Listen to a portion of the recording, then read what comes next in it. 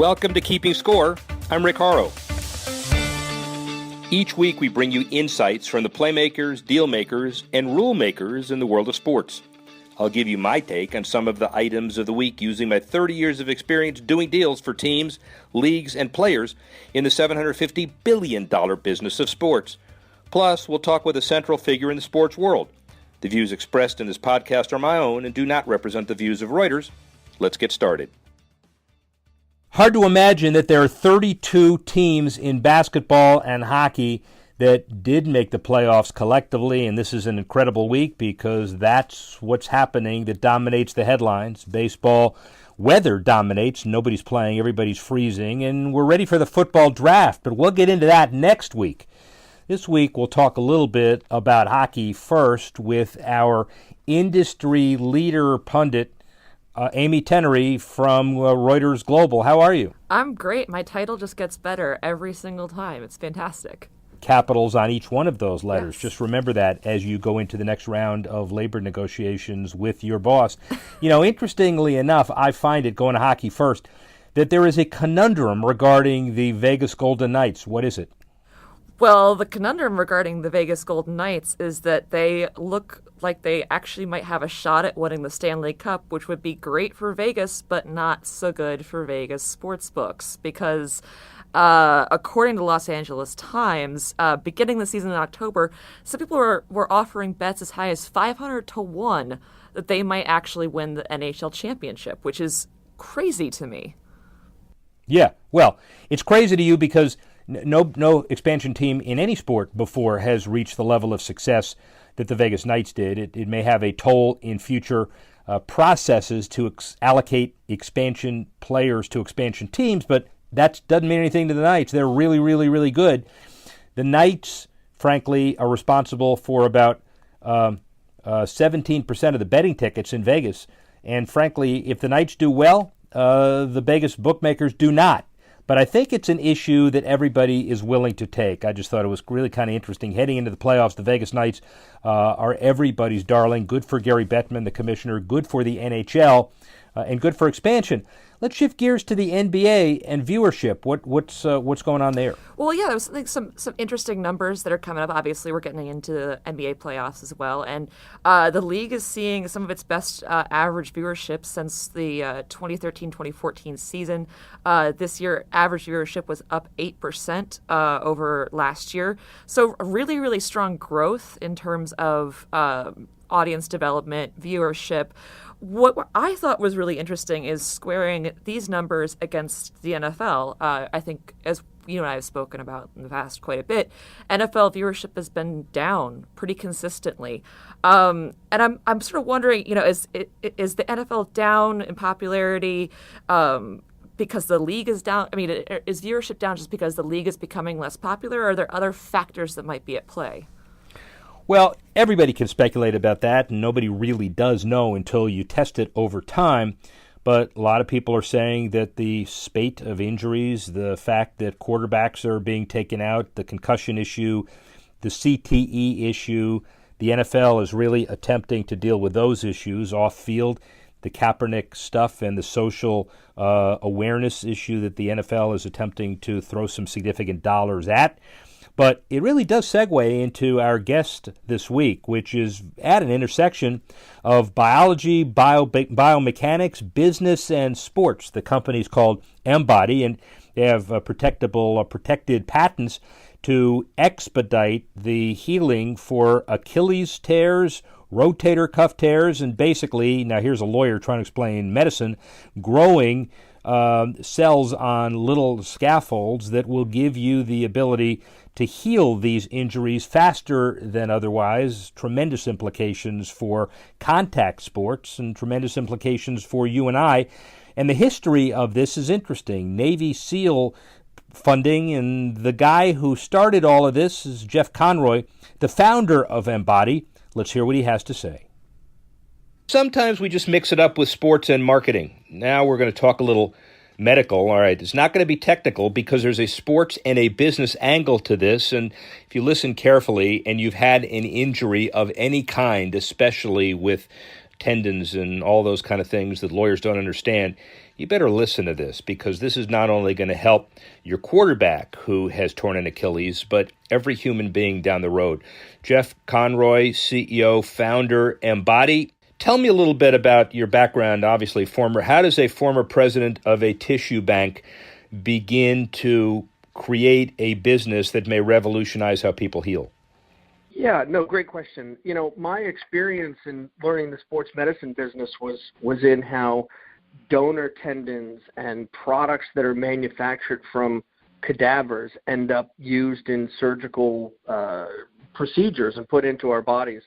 And I really looked at a lot of that experience as saying there had to be a better way to engineer purpose-built products that would be more high performance, and as opposed to, if you have an ACL replacement and you have to have the tendon of a 70-year-old donor who probably died from cardiovascular or diabetes diseases, those aren't exactly high-performance parts to put into an athlete. And so one of the things that struck me in looking at ways to approach building a company to focus on those things was really looking at some of the most high-performance athletes in the world, which are elite warfighters. And when you've got Navy SEALs, Green Berets, all kinds of technical special operations forces, and we've got a lot of parallels, certainly not parallels in terms of the danger or the consequences, but in terms of athletes who are driven and who constantly are faced with injuries, debilitating injuries, which could be career-ending. There's a lot of parallels in accelerating recovery. So that's kind of a long answer to, I was looking for ways to find technology that we could leverage that would really just be cutting edge, advanced. How do we harness the body's own healing properties and potential, and how do we avoid using cadaver parts and in surgical repair, and how do we move to a future where bioengineering, biomaterials, advanced manufacturing drive these opportunities. So before we get to the business part, now's the hard part, because I'm going to ask you to explain it in a way that humans can understand. This is not your dad's replacement surgery. The idea of producing scaffolds for Achilles repair as well as other opportunities in the body is something unique and is a very important part of your differentiation. So talk a little bit about that. Yeah, no, exactly. So the whole idea here is that we've chosen, and in terms of building blocks of products, we've tried to use proteins and collagen specifically, and collagen that's clinical grade and used in medical devices, to be able to engineer these scaffolds, which are really cell-friendly environments. So if you've torn an Achilles tendon and you're going to have a surgical repair to reinforce and restore your biomechanical strength or just your function, our collagen scaffolds will be wrapped around that surgical repair, and they actually provide a pro-healing environment where your own cells in the body migrate into those scaffolds, and they attach and they infiltrate and they stimulate your own new tissue to grow. So new tendon-like tissue grows over the surgical repair. And the whole idea is just, if we can use regenerative medicine to accelerate new tissue growing at the site of a surgical repair, we've got a real chance at reducing rehab and putting athletes of all kinds in a position to recover pre-injury performance, come back faster, come back with the same skills you had previously. So just quickly, so people can visualize it, this is a medical term, I guess, in a way, but think of a scaffold as like a little ladder, right? And the stuff grows on that ladder and heals you faster. Is that right, or am I totally wrong? Absolutely. I mean, the best way to describe it is your Achilles tendon. Your Achilles looks like a bundle of dry spaghetti. All high performance fibers all running in the same direction. So we build a scaffold out of microfibers that are aligned in the same direction, and we wrap it around in that surgical repair. And it really is, when the native cells in your body find that scaffold, they're in a familiar environment. So they don't turn into scar tissue. They're stimulated to stretch and turn into new tendon-like tissue. Ladies and gentlemen, I bet you didn't think on a sports business show you're going to hear the analogy between an Achilles tendon and some dry spaghetti, but here we are. So listen, the other piece of this is, from a business perspective for professional and college and high-performance athletes, we'll get to you and me later, but healing process, I know you are very circumspect at over-promising and under-delivering, so you can't get specific on this, but say a quarterback tears his Achilles, and it's 15, 16, 17 months before he's even back. What's the prognosis under this scheme? Well, great question, and these are things that we will prove out in human trials after we get to market. And so I have to be careful about claims. I think one of the goals that we're really focused on is really reducing the recovery time, and one of the things you need to do is get back to natural movement after that repair. So instead of, what we hope to prove is that you can greatly reduce the boot time, the isolation time that you have, where that tendon is not moving after surgery. And we hope to say, instead of 8 or 12 weeks, maybe we can get the patient out of the boot in 6 weeks. That's one objective. And the second objective is that you've got, by stimulating these new cells to grow and new tissue, you're recellularizing and reanimating that surgical repair.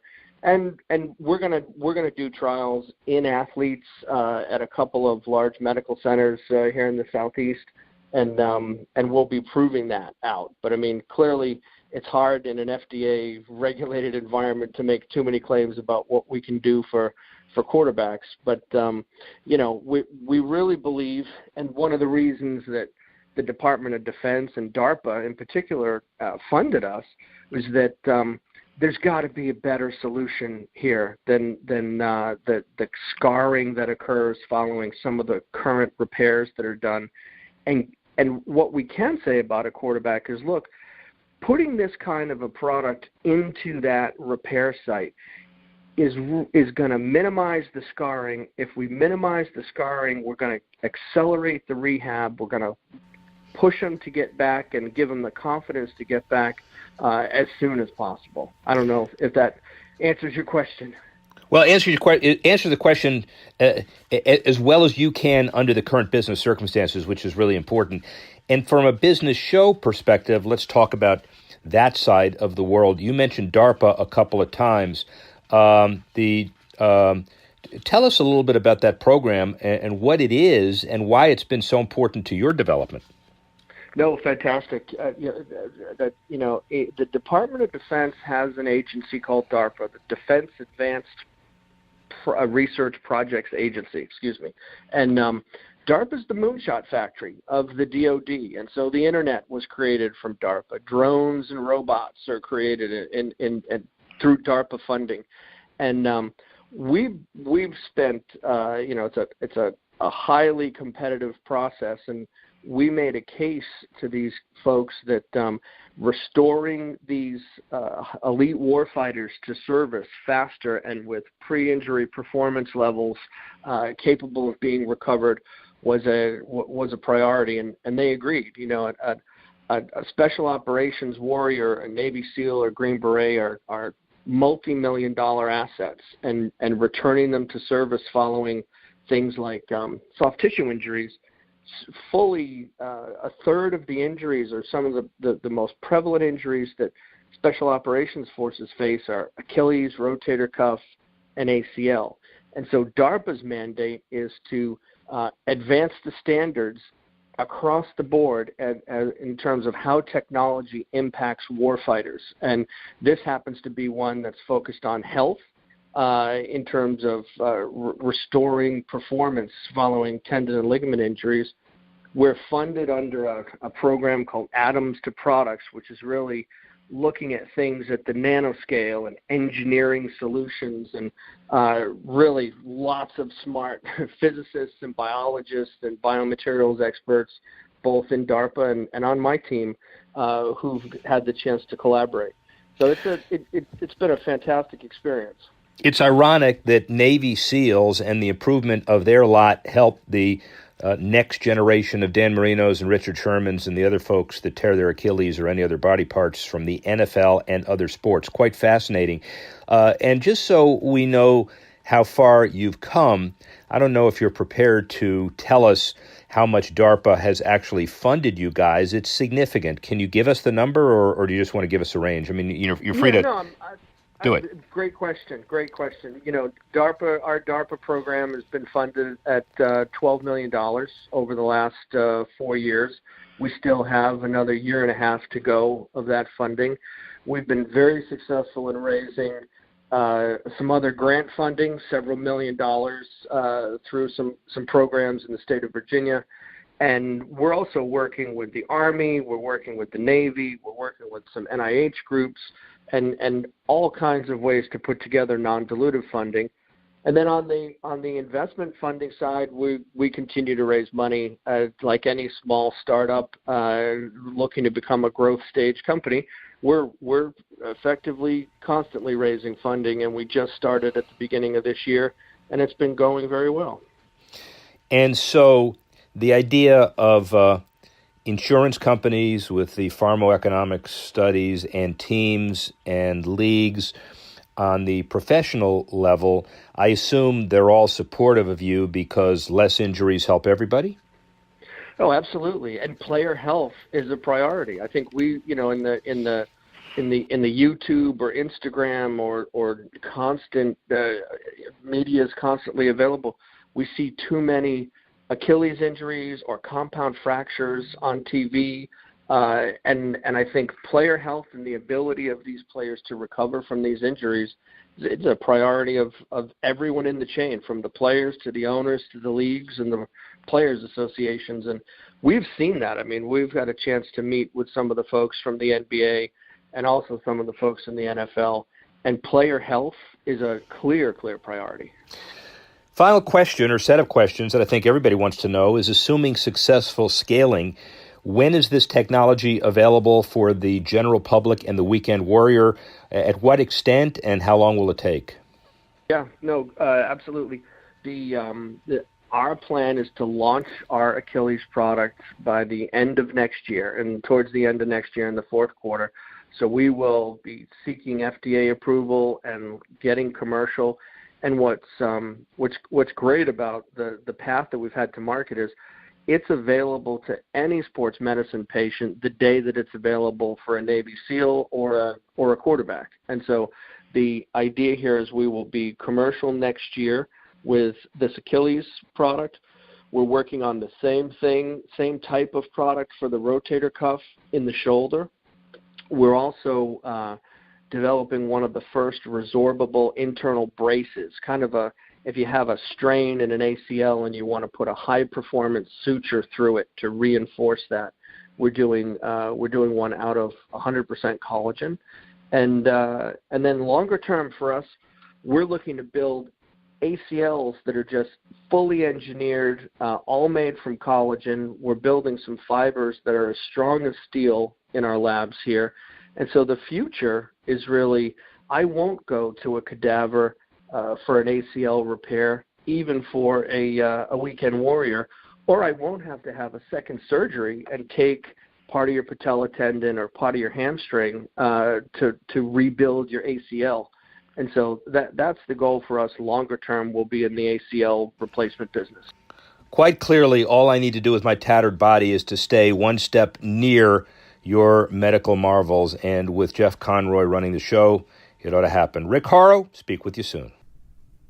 We deviate a little bit from our normal sports business issues, but this is a business, the business of sports medicine. And as you can tell, the Embody folks have raised a lot of money, are raising more money, and money from DARPA, which is a Defense Department initiative that funds Navy SEAL research. So it is intriguing on a lot of levels. What interest do you in this interview, Amy? Yeah, I thought it was really fascinating, all of the advances that they've made. Now, obviously, a lot of what he was talking about was Achilles and rotator cuff and ACL injuries. And as you mentioned before, with the CTE in the NFL, this kind of technology isn't going to address what is perhaps the most pressing issue related to injuries in sports. But these are actually real life concerns for the quality of life for these athletes. So I'm going to be interested to see what he's able to do and how he's able to incorporate this on a professional level. And, my question for you is, are we going to start seeing more operations coming out of this, more, actually operations is probably a bad term, more businesses like this that are addressing what, Conrad was calling war fighters that these athletes are. Do you see this as a growing business? Yeah, very metaphorical. It's an operative business. How about that? There you go. And the bottom line is everybody is striving to get ahead of the curve on this. The NFL has their initiative that they do around Super Bowl every year, where they award the best companies in this space, variety of spaces, preventative medicine, devices to help recover. This seems to be one that it has some interest because they've raised significant amount of money, and their theory makes sense. If you expedite recovery, obviously it's going to put people back on the field early, and it's going to get weekend warriors healthy as well. So there are tremendous applications, and clearly the space calls for people to get patents, to raise money, and to take the next step on all of this. And so it is an interesting company and a concept for a variety of reasons. Here is something that the military and the Navy SEALs have basically helped the sports space get better, and we're all for that. Obviously wish these guys well, and there are a lot of other companies in this space wish them well as well. Rick Horrow, see you soon. Thanks for listening to this edition of Keeping Score. Our producer, Alex Cohen. Associate producer, Freddie Joyner. Assistance provided by Carla Swadek, Tanner Simpkins, Jesse Leeds, and Jamie Swimmer. And the executive editor of Reuters Digital, Dan Colarusso. I'm Rick Horrow. Thanks again for listening. See you next time on Keeping Score.